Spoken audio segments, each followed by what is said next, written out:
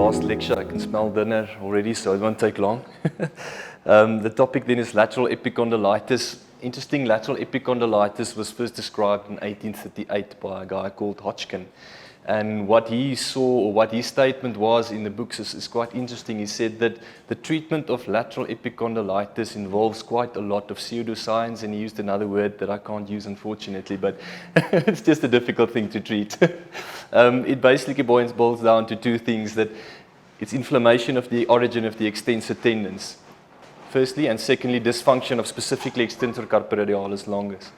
So when I see a patient with lateral epicondylitis, there's normally the patients that are between 35 and 45 years of age. There's no difference between males and females. And they've got a very classical presentation where they complain of pain specifically over the lateral epicondyle and don't normally complain of other associated pains, which I'll get into in a few slides from here. So the duration is normally, it takes up to 6 months for lateral epicondylitis to heal. And the reason for that is the first 2 months, it's an inflammatory phase. Second 2 months, it's where you get scarring, and then fibrosis is the last 2 months, normally between 4 months and 6 months, where it's quite difficult to treat. So I asked specifically for where they experience the most type of pain, and they will point towards the lateral epicondyle. It's normally patients that are typists or patients that does repetitive hyperextension movements of their arms or their forearms. And I always ask about previous treatments, because we see a lot of patients that had previous treatments before, infiltrations, physio, OT, and those are the patients normally that you lean towards surgery.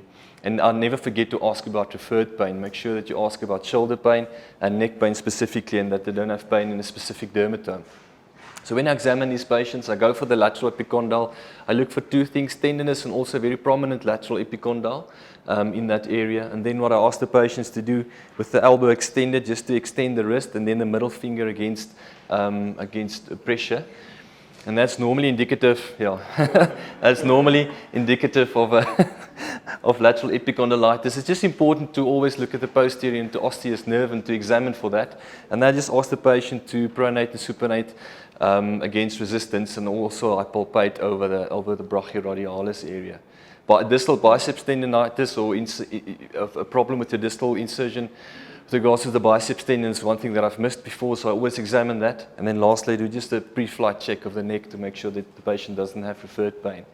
I send my patients for sonar specifically in the first 4 months, specifically in the first 2 months, 1 to 4 months. And the reason for that is I just want to get an idea of what the stage of the disease is. If the sonar report comes back and it shows that it's only inflammation, then I know conservative measures will work, most likely in infiltration in that area. But if it shows dysfunction and severe thickening of the extensor carpi radialis brevis tendon, then I know this patient will most likely not do well with only conservative measures without an infiltration. If it's an inconclusive sonar and I have an inconclusive examination, I always do an MRI scan.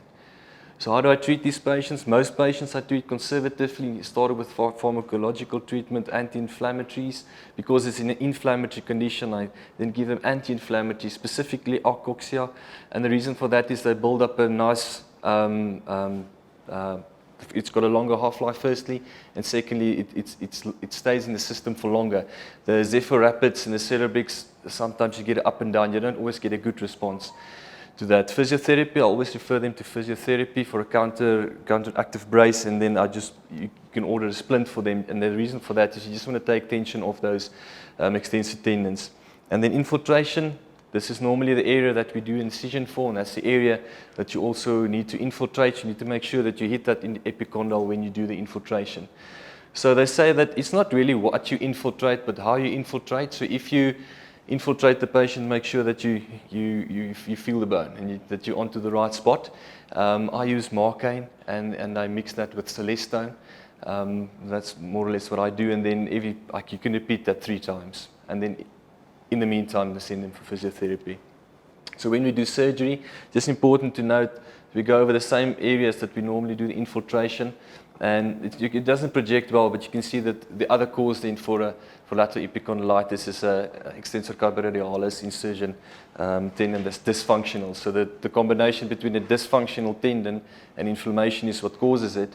Within the first 4 months, it's mostly inflammation, and then the dysfunction of the tendon comes after after the 4 months, up to the 6-month period. So in summary, they normally present typically.